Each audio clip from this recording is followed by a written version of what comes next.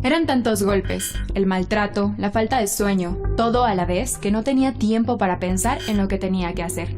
Esta es quizá una de las frases más contundentes de Crímenes de Familia, una película muy ambiciosa del director argentino Sebastián Schindel, que a través de una narrativa de profunda tensión y suspenso, se desarrolla en una suerte de drama judicial y familiar, mostrando dos supuestos crímenes y sus consecuencias en los tribunales, en la familia y en la parentela.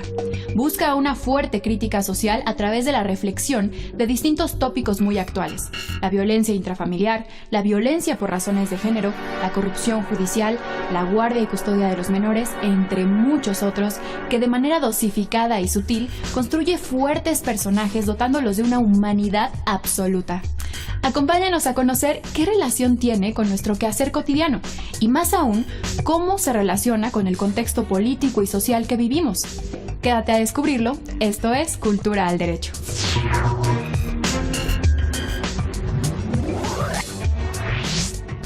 Bienvenidas, bienvenidos. El día de hoy vamos a hablar sobre la película Crímenes de Familia, como ya lo vieron en la introducción, y nos acompaña la doctora Karina Gómez Frot, quien además se ha especializado mucho en esta relación que existe entre el derecho y el cine. Y con esa pregunta me gustaría empezar, querida Karina. ¿Cuál es la relación que existe entre el derecho y el cine?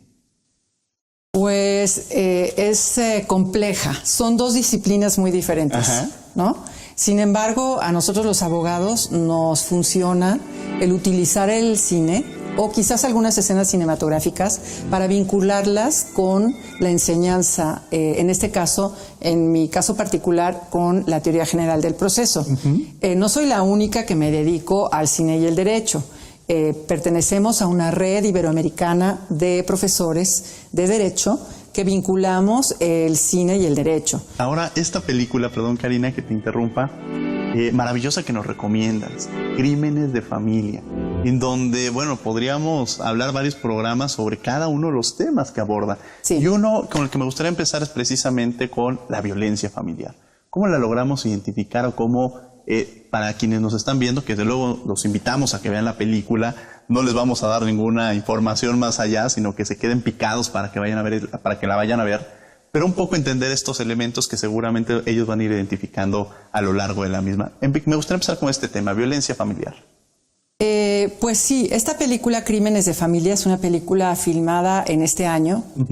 Y pues fue un descubrimiento encontrarla en estas plataformas y darme cuenta de que el cine argentino pues tiene mucho que darnos.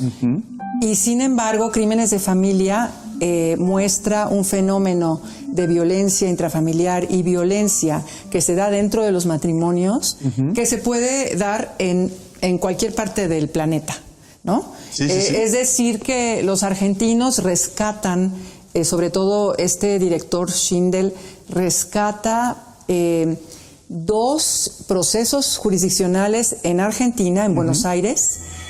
Uno criminal, es decir, un proceso penal, y un proceso familiar que se van entretejiendo dentro de la película.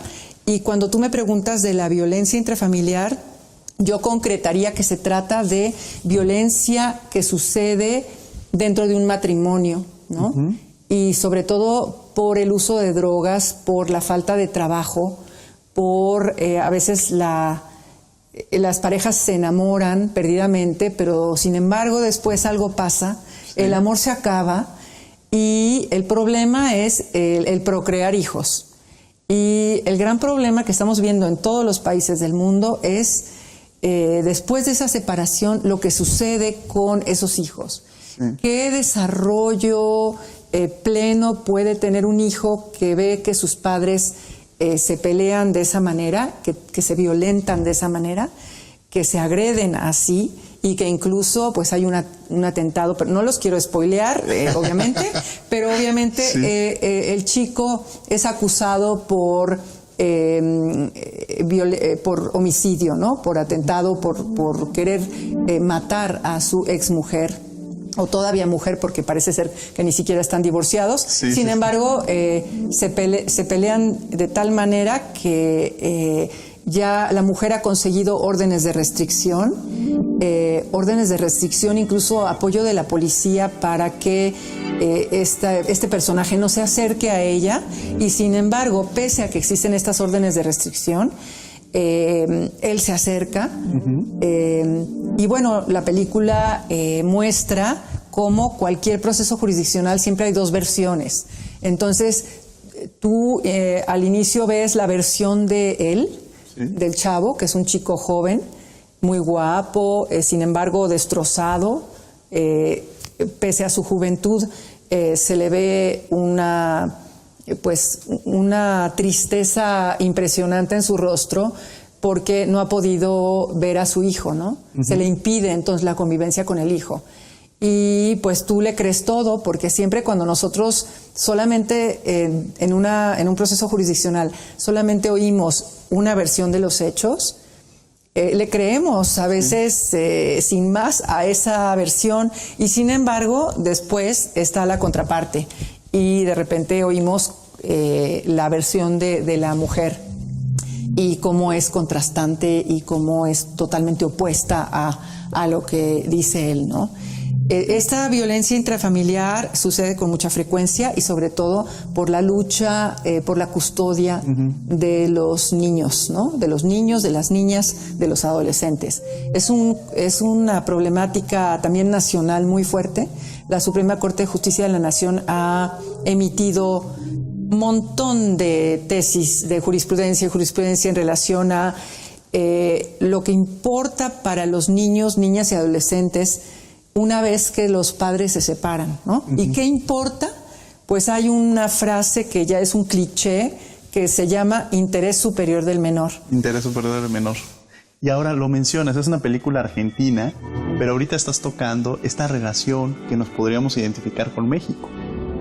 Es algo, a pesar de que formamos parte del mismo continente, y el tema de la violencia familiar, el tema del interés superior del menor, no es algo regional, es algo que sucede en todos lados y que tiene que visibilizarse. Y el cine nos ayuda mucho, Karina, nos ayuda a entenderlo y también a hablar un poco sobre estos contextos, ¿no? Me gustaría que lo enfocáramos también a México, como ya lo venías diciendo. Sí, claro, pues tenemos muchos problemas, una problemática tremenda, pero creo que no hemos encontrado la fórmula. Pese a que existe un centro de justicia alternativa que ofrece mediación a las partes, no hemos encontrado la solución de tajo a este problema. Últimamente hemos sabido de mujeres que antes de dar a sus hijos al otro progenitor se matan incluso a los hijos. Uh-huh. Verdaderamente unas historias de terror. ¿Y habría algún tema en el contexto, o influiría el contexto político, económico, más bien sobre todo el contexto económico, social? ¿O puede suceder en cualquiera? Porque a veces hay un estigma, ¿no? Que de pronto, pero esto pasa en todos los contextos. En todos los niveles sociales lo he visto, en todos. He tenido, no sé si la fortuna o la desgracia de haber sido pues abogada familiar por muchísimos años, uh-huh. Más de 30 años. Y tuve la oportunidad de acercarme a muchas de estas personas que sufren terriblemente el no poder convivir con sus hijos. Es una de las cosas más dolorosas que puede haber en la vida, ¿no? Sí, es una de las cosas dolorosas, y vamos a seguir platicando de esta película de Crímenes de Familia. No se vayan, vamos a una pausa y regresamos a Cultura del Derecho.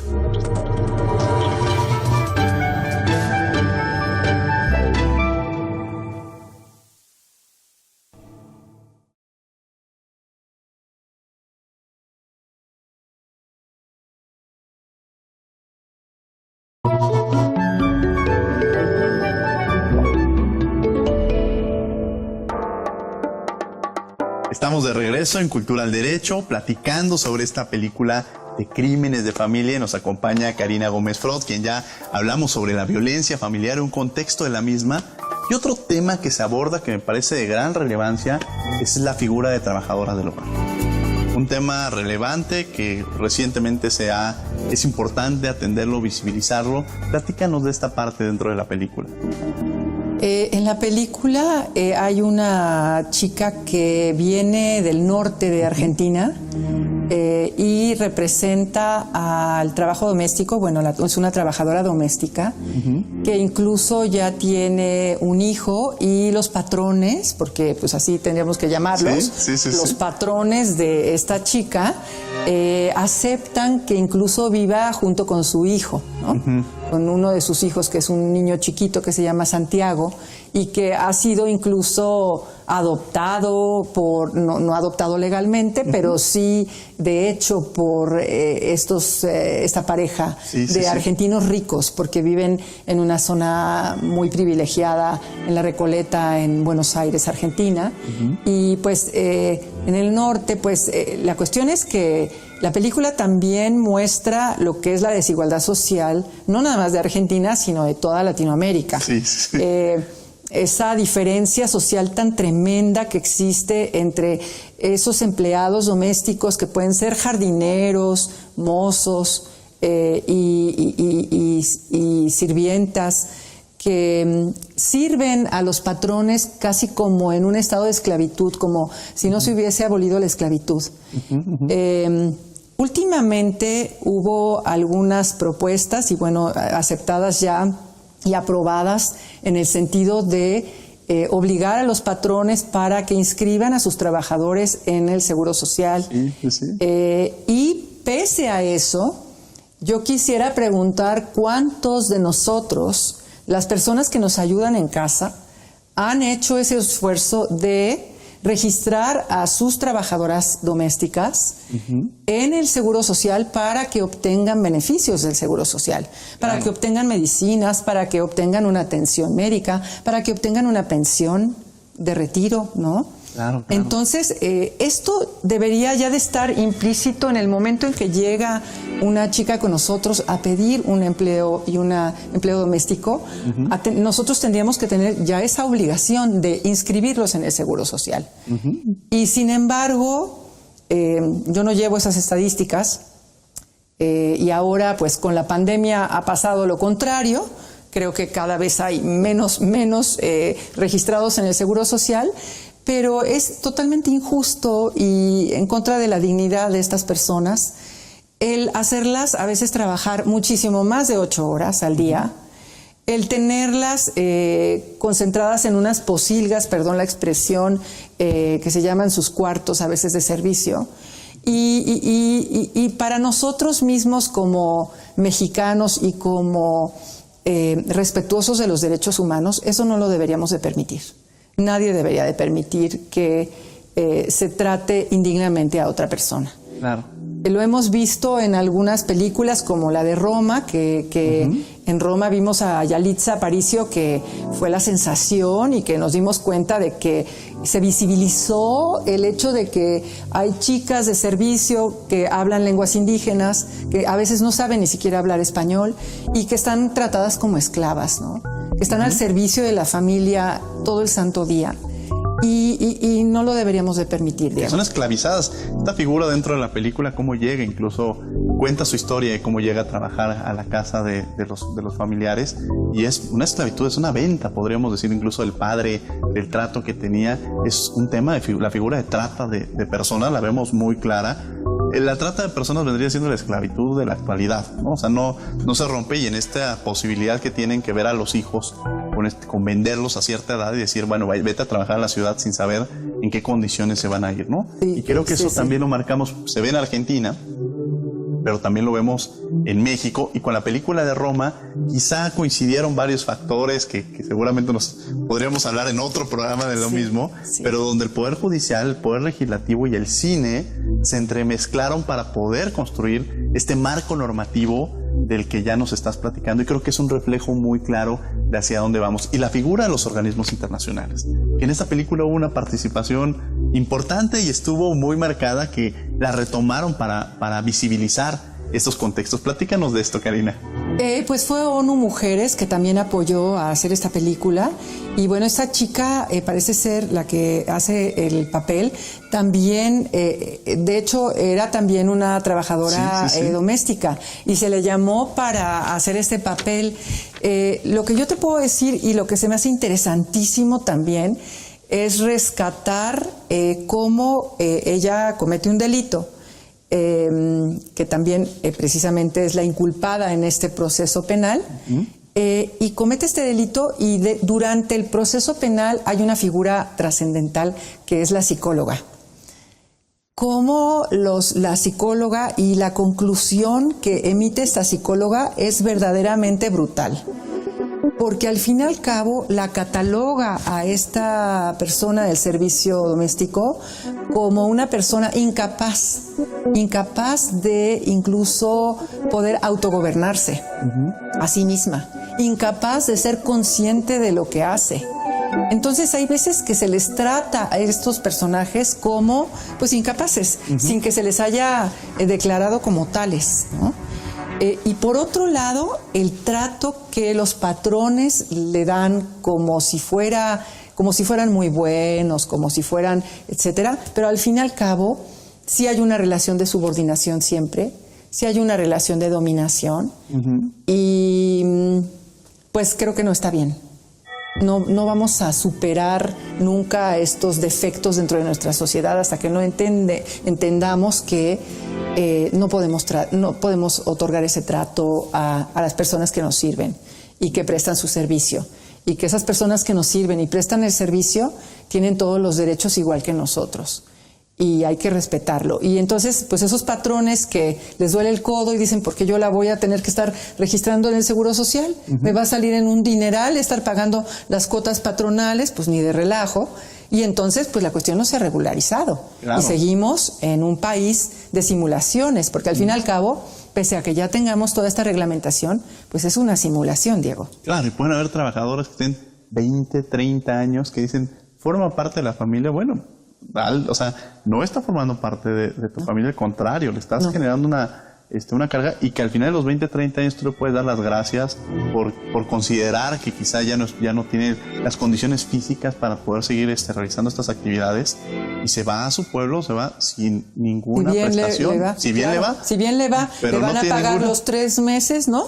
Sí. Con sus 20 días por año y vámonos, ¿no? Claro, y eso sí les va bien, ¿no? Sí, seguramente habrá otro que le dirá, ¿sabes qué? Pues muchas gracias, y hasta aquí llegó la relación.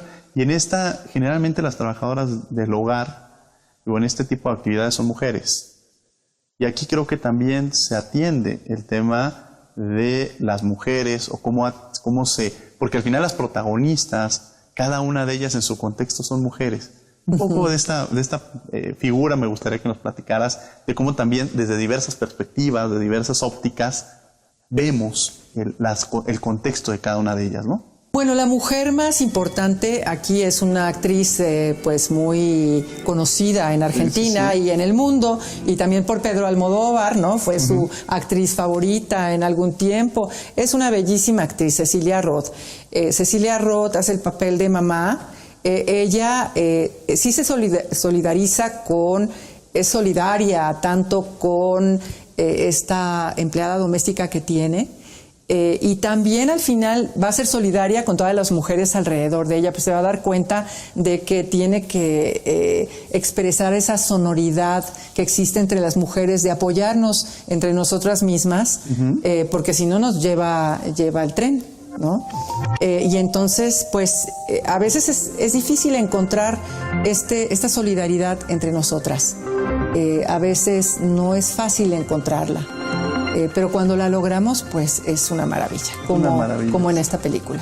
Vamos a una pausa, vamos a ver La Voz del Alebrije y regresamos a Cultura del Derecho. No se vayan.